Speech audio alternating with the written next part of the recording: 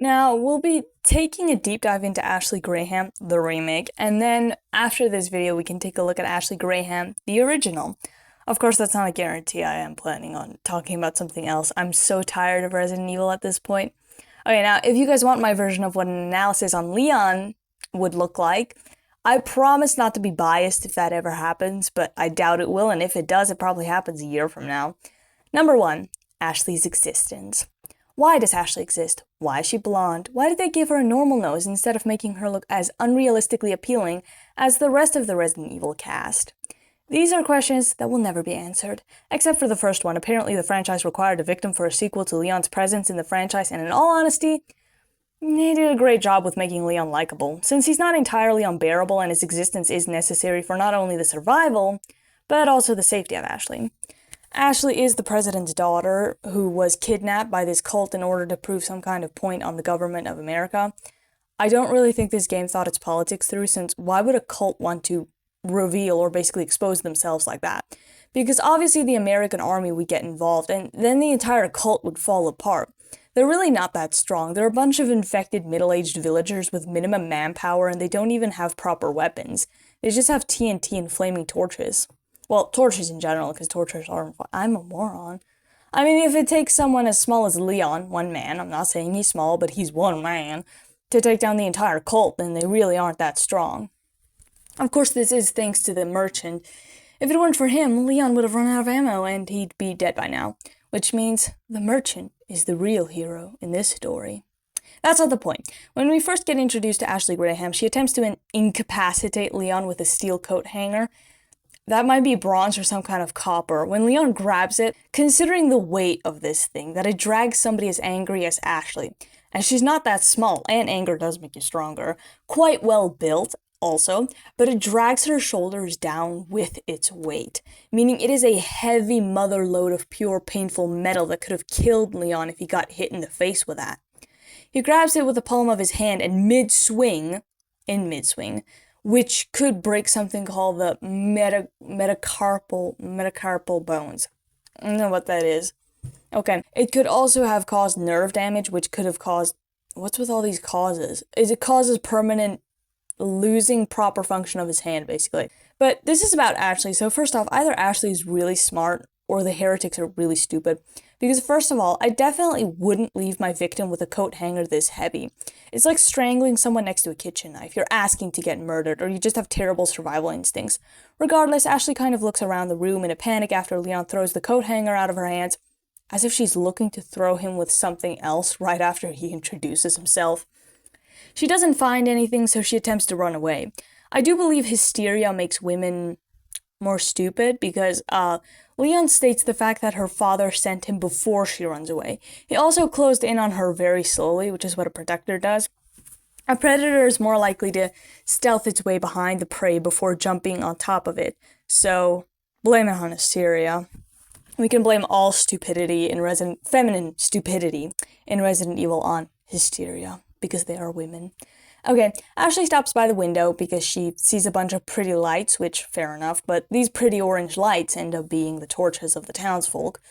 Ashley is smart. She does look at her surroundings a lot in this particular scene, which is why when hysteria and panic wears off, she rationalizes. Like a normal human, not really anything special, but it's just to say she's not made of a couple of brain cells. She's at least got a full brain like Leon. Okay, which is why I think people like the remake more than the original, because in the original she acts like a spoiled brat and a little delicate flower and constantly pins it on Leon when she does something stupid. The original Ashley is kind of a slutty entitled crybaby. Number 2, what does Ashley have to offer? So this cutscene doesn't say much except Leon asking Ashley to trust him, and so she agrees because this blonde diva doesn't really have options here. It's either American Eagle scout boy with a baby face, or weird old kind of perverted priest with bad teeth. They all have bad teeth. Or that tiny guy who likes torturing people, but again, he's also got really bad teeth. Now, what Ashley offers in gameplay mechanic is that she can reach high places while climbing Leon's shoulders. She can basically climb through windows and unlock doors, climb walls, and reach high places, which is what I literally just said. Thanks to the fact that she's a female, her weight doesn't put much strain on poor Leon's shoulders. I mean, kind of depending. Wow. Oh, wow, that sounds offensive. Now Super Bro, like a pervert, starts flashing his flashlight all over Ashley's shoulders and legs, particularly her skirt. Of course, he was checking out the game design, but imagine if this were real. It's especially disheartening when you notice how the flashlight is burning Ashley's eyes, which means the AI or game code of Ashley's character is aware Leon's flashlight is on her. She also slightly turns away as if she's embarrassed by the attention. I can't blame her. Leon is very considerate when it comes to Ashley. Before he jumps through the window, he kind of turns over to Ashley as if debating it, if it's the safest option. And it's sweet because it shows he cares about her existence. Before she jumps, she obviously hesitates, but Leon gives her a gentle approach. There's also, I just wanted to mention this really funny scene. This is way off script, but there's this really hilarious thing. I always like to see people do unnatural, weird things with Resident Evil because Resident Evil is such an open world. There is this scene where Ashley waits for Leon to help her off the ledge or the edge of something. And then when he doesn't come to save her, she basically jumps off herself. And it's not like a low little jump. It's like this huge gap. She has Leon level skills when it comes to jumping. And it's kind of funny because it means she's literally just asking Leon for help for the fun of it. Okay, anyway, that's not what matters right now. A normal man who was just offered a job looking for easy payday would have yelled at her, told her to hurry up, telling her she has no other option and he's her only ticket out of there, but he takes his time with her like a virgin. But no, he was a virgin in the previous one. Okay, it's how you know Leon is very compassionate. It's not Ashley in particular, it's human life in general. Of course, the way he treats the villagers suggests otherwise. Why am I so cut up in Leon? Blah. Cut up on Leon. This is supposed to be about Ashley. Anyway, Ashley also has a stay close, stay far mechanic, but as far as I'm concerned, that sounds more like a downside to her addition rather than a benefit. I don't know if the older game has this version as well, but at least she's not constantly on his back getting swung by that thorn thing. I really want to know what the idea of that character was because it looks disgusting. Not in a gooey kind of way, it more like an adult version of being scarred. Regardless, Ashley does warn the player when there are enemies behind Leon, which doesn't seem that useful when she's constantly getting kidnapped. She's kind of like a companion for the player. So, moving on. Number 3. Ashley in general. I can't keep coming up with meaningless titles just to describe specific things, okay? Because the cutscenes are kind of separate from the entire countdown thing that I like to do, like chapters, This cutscene involves Luis. I think it's Luis. I thought it was Louis. Him and Ashley's first and last encounter because, spoiler alert, he dies.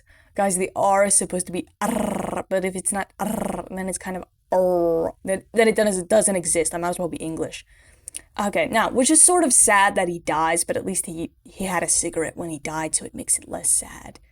It's so sweet how Leon puts his hand on Ashley's shoulder to make sure she's okay. See, this is why I like the older version of Leon, rather than the Requiem version. The Requiem version sucks. Because the Requiem version paints him like he's going through a midlife crisis, and that he's taking it out on Grace, that he feels really old. I'm not judging men for feeling old, of course, it's okay, women go through it way worse than men do, but, so exactly, I understand it, but the problem is, it's kind of the way he treats Grace. Regardless, shut up about Leon, it's about Ashley, shit. Okay, this version of Ashley is also kind of bitchy. While Leon pins Louise down, he calls her a señorita, which in my personal opinion is actually a compliment, not an insult, because it means femininity and beauty. Of course, considering the situation, but still. I feel like her aggressive reaction was unnecessary because she doesn't even know who this man is, and Leon is violently pinning him against the wall. Actually, I just realized something. The señorita actually means unmarried Spanish woman. Now, unless Ashley's taking a class we don't know about, I'm pretty sure she's not Spanish, but she is unmarried. You hear that, Leon? I'm just kidding. Ashley's too good for the Requiem Leon. This version of Leon deserves Ashley, but the Requiem version of Leon deserves Ada, because I bet Ada would get bored of him. Despite that. Okay, so they stuff Ashley somewhere in the back of some kind of house, a stone house that is beautifully constructed. This hole in the wall is so random. Who just has a hole like that unless you're intentionally crawling around like a rat? The hole also does not look broken, or it doesn't look like it fell into place. It looks kind of like as if you did that yourself. And Ashley somehow makes it outside while the boys are having their play date. But again, like I said, the hole looks like it was built to go somewhere. In other words, I assume one sane person in the village escaped via a hole they made in their wall. It's so convenient that it just has to have some kind of purpose other than just, but how did they find the hole to begin with? It was stuck behind some kind of closet. Did they just look around the house for a hole for her to crawl through? Well, that's very considerate of them. Anyway, she opens an exit for them and they chase after her like she's running away from them. I know who'd like to run away from Leon. Her name starts with a G and ends with an E. At this point, Ashley starts spitting up blood. Oh no, she might have lung cancer. Because first of all, why is she spitting up blood and not teeth? So Louise tells Ashley that this is the plagas, or the plaga. I think it's plaga, not plagas. Oh wow, okay. Which Super Bro fails to pronounce correctly every time. I don't even know if I'm pronouncing it correctly. Ashley starts panicking because Louise is casually walking back and forth, telling her how she's gonna become a crazy cult member like the rest of the society, and Leon's just brooding, like he's Batman. So Louise ditches Leon and Grace after Grace. Oh crap, I'm confused. No, ditches Leon and Ashley. I accidentally switched her name for Grace. I love them both the same, you know? Okay, he ditches them after telling them she and both Leon need some kind of surgery. However, Ashley does not know that Leon is currently sick, so keep that in mind. Number 4. Ashley, run. This giant priest dude, he's huge. Leon stabs the fold in his elbow, which barely causes this man any kind of reaction, other than to glare menacingly at Leon. Then he proceeds to elbow Leon in the chest, throwing him yards away, probably on the other side of the island where he loses Ashley. I'm just kidding. The priest dude ends up folding the metal on the gate with his bare hands. That kind of, I don't know how to explain it. Now, clarification, the reason I thought Leon catching that heavy metal coat hanger thingy was so cool versus how I think this is kind of dramatic is because Leon caught it with his bare hands, which takes strength, yes, but more so instincts, reflex. This is just a man folding a metal bar because he's infected with a virus. It makes it less cool when somebody says, well, that's just magic. It's the worst excuse because it's also the best excuse. This is why I hate Harry Potter and anything associated with fantasy. The excuse is always, well, it's just magic. It's annoying. Okay, well, they cross the bridge and Ashley's foot ends up getting stuck in the bridge because it's poorly built. It's literally just a bunch of planks stacked on the skeletal structure of the bridge itself. The giant priest then eventually catches up with them because he's like that ex-dude from Resident Evil 2, except this one dies pretty fast. This scene is kind of stupid because you can see this priest man really wants Ashley, like he's eyeing her. He wants her. He needs Ashley. If he just ignored Leon, because Leon shoots him. Now, actually, to clarify, this scene takes place before the building sets on fire. They reach the other side, right? Okay, now, and the bullet that Leon shoots at this man's shoulder. Why am I so confused? Okay, well, it flicks like a raindrop off his coat. If he just kicked Leon through a wall, jumped the ledge, and snatched Ashley like a kitten, they'd have their victim. Resident Evil games always have to give open access to random boss fights. Then otherwise, this wouldn't have happened if this weren't a video game. Because Leon defeating this monumental pillar is just kind of unrealistic. I get he's supposed to be cool and everything, and everything does have a weak spot, you know, but I'm telling you, if he just ignored the spider sitting in the corner of the room, he'd not be having a seizure on his living room floor because of the spider bite. If he just left it alone and did his duty, you know, Ashley. Actually, that kind of sounds messed up. Okay, but holy, is that a disgusting gift. He looks like a scorpion, had a child with a centipede, and then they had a threesome with a spider. Then the man with the long legs told himself, I want a piece of that. And here we have this great gift that has been brought upon Leon himself. Truly blessed by this gift. Again, Ashley plans an escape for Leon by breaking a window. But of course, this time, ladies and gentlemen, Leon thanks Ashley. Yes, men may be more without women, but they certainly aren't less with women. Don't take it seriously, it might actually break your brain. Number 5, who the hell are you? Actually, that was said wrong. And who the hell are you? Actually, I can't say it. He says it way cooler. Okay, guys, it's time for the tiny man. The Duke that's carrying a fart in his hair. This man looks like a transgender old lady. In other words, an old man that suddenly decided he doesn't want to be a man anymore. He wants to be a granny. His fingernails look horrible. His teeth are filthy. His lips look so crispy and wet at the same time. Like a frog that was sitting in the sun and it fried and it suddenly started swelling up after it got filled with water or something.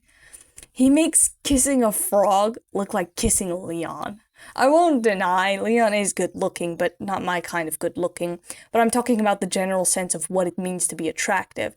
That is what Leon is and what he was designed to be. Regardless, meet Ramon. Are you sure it's not Ramona? So he wants the beautiful little lady that is Ashley Graham. Not gonna lie, I don't blame him. But, between Leon and Ramon, who is more in her league? I'm gonna go with Leon, cause Ramon's just a little too old for Ashley, and maybe she likes tall guys, I mean, what else could it be?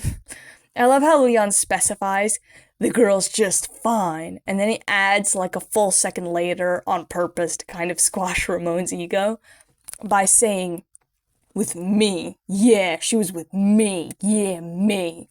And that really ticks Ramon off, because you see, he really wants Ashley. Some might even say he really needs Ashley. This tiny man is so angry that he starts throwing out his plans to take over the world with the power of his religion. I feel for him, from the perspective of a Christian. You want all these atheists to be saved and cured of their sin and all that, but Christianity has visual effects, and it seems Ramon's religion also has a bunch of visual effects that don't look particularly healing, if I can put it that way. It doesn't look like a very healthy religion. And Ashley's finally like, no, never. She makes it aggressively clear that Ramon does not stand a chance against feminism. She hates religion and everything that it stands for. I'm just kidding. He's basically talking about infecting her and sending her back to the president so the president gets infected, and then everyone around the president gets infected. Kinda boring, but the drama is steamy.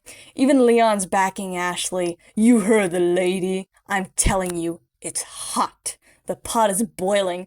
So Ramon throws a tiny man tantrum and sends his slaves to kill Leon so they can get Ashley. So the Grim Reaper start showing up to get Ashley for their lavish master. Number 6. Oh no, Ashley's sick! This part. I really like this part, because they make it to this place that looks kind of like a garden, the night garden, where they'll most likely meet Oopsie Daisy or Macapaca. Man, I miss being a moron who used to see a bunch of squiggly pillows jumping around and exploring a garden as proper, sophisticated entertainment. I thought so because the narrator was English or British. The narrator for Sarah and Duck is also English. This scene is so iconic that when I was looking for pictures of Grace on Pinterest and accidentally landed on one of Ashley's, all I got were screenshots of her with purple veins bulging out of her neck. She falls into Leon and then snatches his knife and attempts to stab him in the throat again. No, wait, stab him in the throat, not again, sorry. Okay, again, Leon's reflexes causes him to grab the bare blade of the knife. You can see Leon's blood on the end of it. If this were a live action, that knife probably would have been a collectible, a monument of Leon's agility. Anyway, despite how cool that is, she rips the knife out from his hand, kind of cutting the wound even deeper, and turns it to herself, as if somewhere in her mind's eye she's aware that Leon cares about her, or he doesn't and he just sees her as a job, but I beg to differ based on that sensual back-rubbing scene. Temperance is what she tells Leon to have, but I don't know what that word means, so I looked it up in my super outdated dictionary. This is such irony because temperance means self-control, which I don't know if she's trying to say that Ashley is still in control of her reactions, which is why she doesn't stab Leon in the throat when she had the perfect chance as he turned away with his back to her for a split second when he was basically accepting the pain of his wound. He would have probably pinned her down, but the fact that she didn't even try tells me she's more in control of her own actions more than this scene is making it out to be. She also holds the blade against her throat as if to pause Leon to prevent him from coming any closer so she doesn't have to kill him. Because remember, this virus is being controlled by Lord Sadler. In other words, he needs Ashley. Not as much as Father Centipede and Ramon, but he still needs her in order for their plan to work. So this, in my personal opinion, is not entirely the virus, but partially Ashley trying to prevent Leon from getting hurt. Also, the way Leon says her name, so much concern in that tone. The voice actor did a lovely job. I also just realized while reading my script that I named Ashley's voice actress by name and surname, but I didn't even name Leon's. Anyway, some kind of gate randomly falls out of nowhere, preventing Leon from closing in on Ashley, and so Ashley takes this chance to ditch Leon because she's horrified by her actions and hates herself. Haven't we all been there? Later on, he finds her in a very fancy-looking room, decorated with a vintage carpet, a tiny stool with carved edges, a chandelier. What is this room, and why is that bench sitting right there in the entrance of the second room? At first seeing this cutscene when Super Bro played this, I thought it was a church, but what kind of room just has a bench sitting in the middle of the walkway? That's like parking your car at the entrance of the convenience store. Her sobbing lures Leon towards her like a siren calling to her man meat. But in reality, the child is mortified by her actions, and to the point where she's not even aware of Leon's presence. But in some ways, this is kind of moronic, because, first of all, if Leon doesn't save her, then the entire world, under the delusional hypothesis of Ramon's imagination, it would basically end due to the spread of the plaga. But then again, she is hysterical and stressed out, so I don't judge her. And anyway, this is when Ashley finds out that Leon has the same disease that she has after confiding in Leon about her fears. Doesn't a man always spread his arms when a woman's opening up about her feelings? So this revelation isn't coincidental or by accident. It's by a man's reaction of a crying woman. Scratch that. A beautiful, visually appealing, crying woman. Leon basically gives us this moment for women who have daddy issues. He kind of sits next to her and awkwardly gives her some kind of talk, sitting the same way a dad would and telling her things she probably would have heard during circle time in middle school. Then again, I get it, sometimes you just want to feel like someone's rubbing your back while you're trying to catch your breath, and as we know, Leon is very good at doing that. For Ashley, not for Grace. When she was hyperventilating, but for Ashley, but not for Grace. Number 7, it's okay to be Ashley. I just want to note something before I forget throughout the entire playthrough, or halfway through. Leon constantly asks Ashley from time to time, at random times of course, if she's okay. Which adds to my argument that Leon cares about Ashley in some way. Actually, now that I think about it, could be the infection. I'm not entirely sure.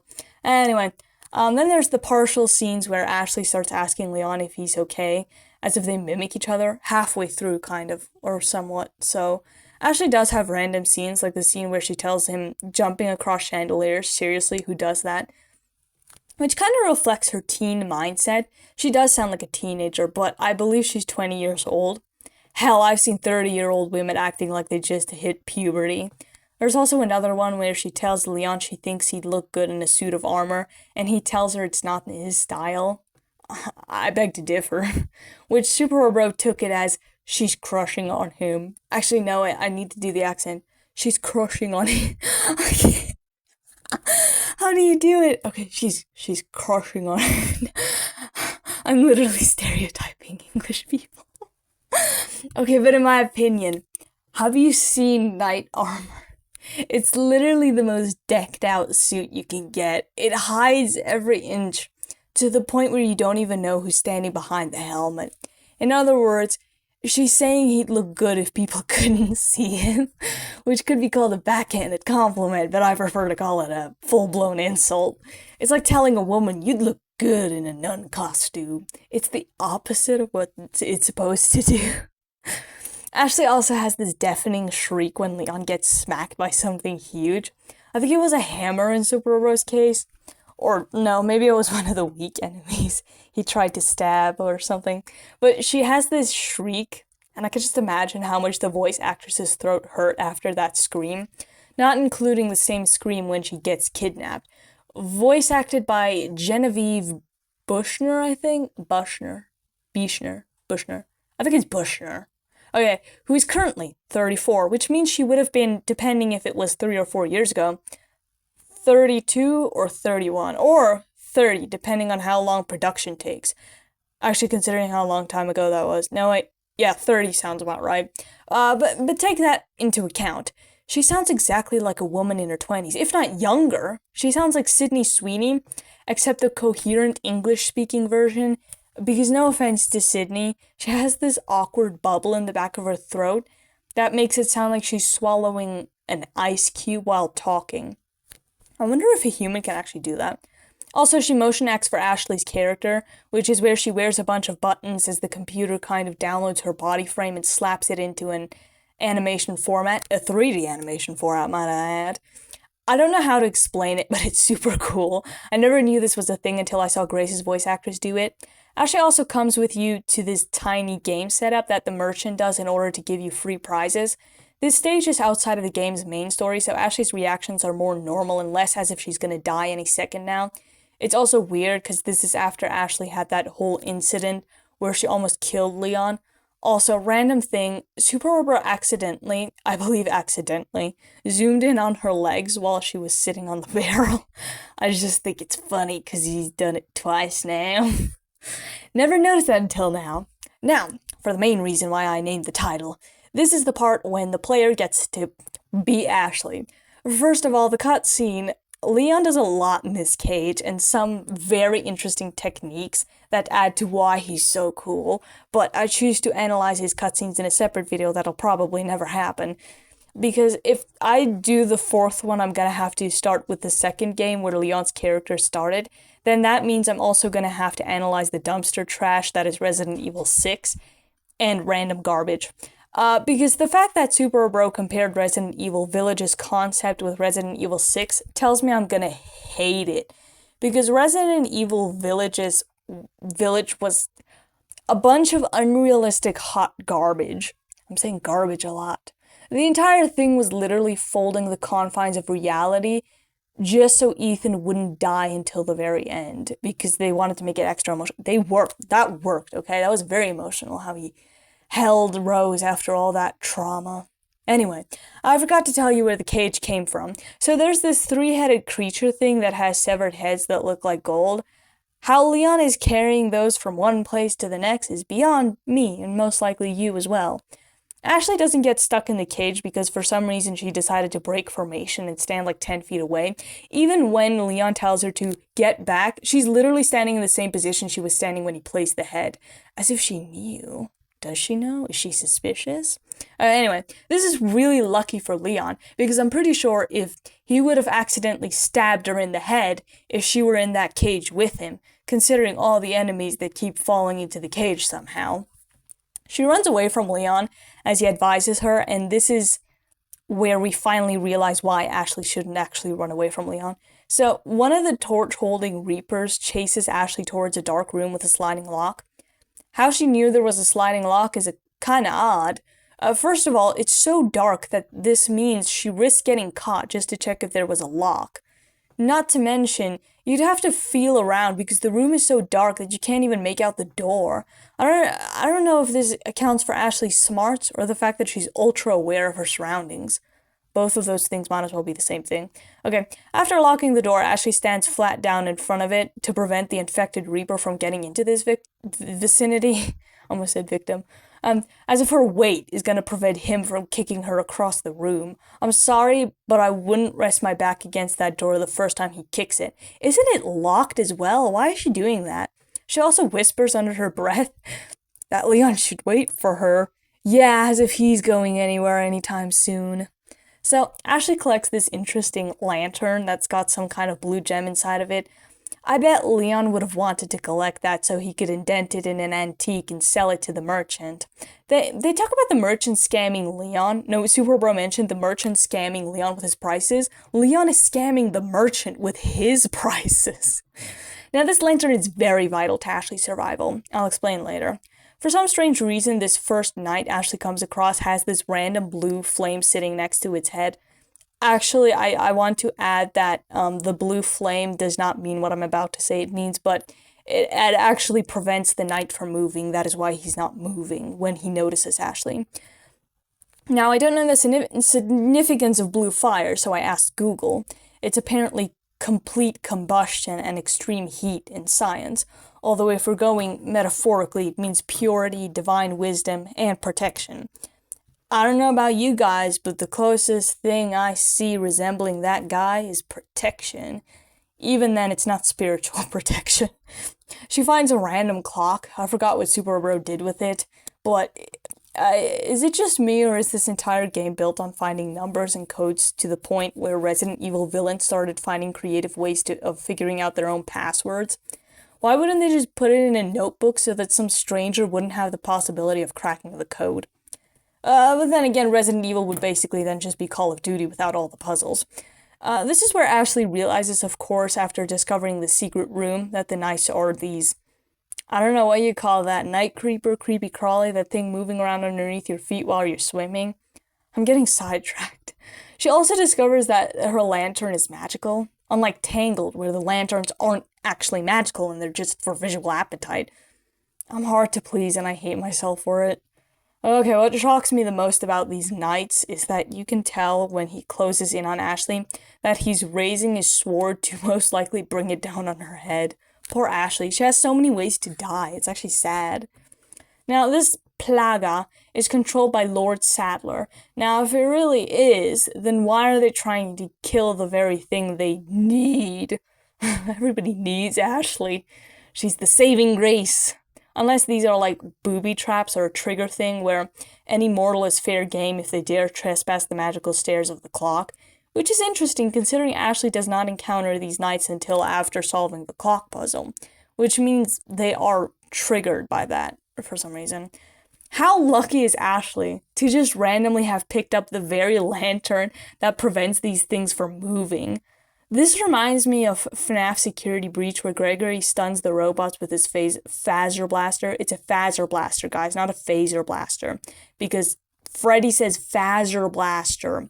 But it also reminds me of the endoskeletons in the basement, where if you look away from them, they start moving. Basically a red light, green light mechanic, which is interesting considering Dark Deception also used this same mechanic. It's a good quality mechanic, okay? Ashley runs kind of weird when she panics, not as disastrously iconic as Grace, but she keeps throwing one shoulder back while running with the lantern, which looks kind of weird, or it's just me. She does make it into the elevator, but the elevator gets stuck halfway through. To those of you that know horror movies, specifically psychological, maybe Final Destination, this scene is 10 times worse if you know, which reminds me of how Grace almost lost her leg. So seeing Ashley just so casually slip over the edge is a breath of relief, because unlike how horror movies make it, Ashley and Grace are not just these disposable characters that make it look cool when they die. So Ashley's able to make it to a gate. First of all, the elevator was halfway down to another floor, which means Ashley would have elevated past this gate where she can see Leon. Now, later on, after escaping a horde of these armored diseases, she climbs in yet another elevator. Where did this elevator come from? And where are the stairs? If the elevators are so rusty and old, I think Ramon would benefit by just constructing some stairs. Or maybe actually repairing the elevators. I mean, he's rich. His entire mansion is filled with a bunch of useless gold stuff. They're so old that if these virus things really wanted to kill Ashley, they could easily just jump down on top of the elevator, causing it to plummet. Which reminds me of Bendy and the Ink Machine. I should stop watching games. I guess some would see it as comical that Ashley jumps out of the elevator to escape a bunch of knights, just to enter a room with a bunch of knights. She also makes this comically obvious with her statement. It's kind of funny how Ashley shouts, "This sucks," like a teenager. She really doesn't have the mannerisms of an adult woman. After escaping the room of death, Ashley runs past another blue fire. Theory, the blue fire actually mimics the lantern, and I'm a moron. But that's just a theory, which means it's alleged. I'm incompetent. Ashley keeps running and running until one day she'll make it to her true love, only to realize she'd been running to save Leon and she will never find love because Leon was in the way all this time. Of course, Ashley first has to solve some puzzles, get even more traumatized than she already is, all the while Leon is probably just sitting in a cage poking a booger in his nose or swirling his knife around on Ramon's marble flooring.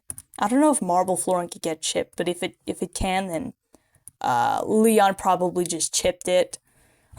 Because it doesn't quite look like Leon was fighting to stay alive. It looks more like he was actually waiting for Ashley to make it back to him. The way she gets him out of this cage is kind of coincidental. This is the luckiest woman I've ever seen in my life. She starts pushing or attempting to slide this dead body off of something, one of the dead reapers from the balcony, and then a key just so happens to fall out of his pocket or coat or something, which sounds impossible because those pockets look tight, okay? If you have a tight pocket, nothing's falling out of that thing, unless your keys are way too big for your pocket, but that barely happens, okay? I mean, how lucky is it that this guy just so happened to be on the balcony? That this guy just happened to be that very dead corpse? Now, yes, Leon does shoot someone from the balcony from that cutscene. Yes, he does die, but it would have been smarter if Leon said, maybe checking the guy's pockets, but it would have still been a very lucky and both random coincidence. But it would have made slightly more sense, if you know what I mean. Although it would be kind of suspicious in Ashley's perspective that Leon would know something like that. But why would it be suspicious that he just so happened to give her a piece of advice that came to the result that he needed her to get to? But if he was suspicious, then he wouldn't be protecting her. Okay, this is all garbage, and this is the end of this explanation. We can get to the rest in a part 2, but thus far, I am certain that Ashley is indeed special. Somehow.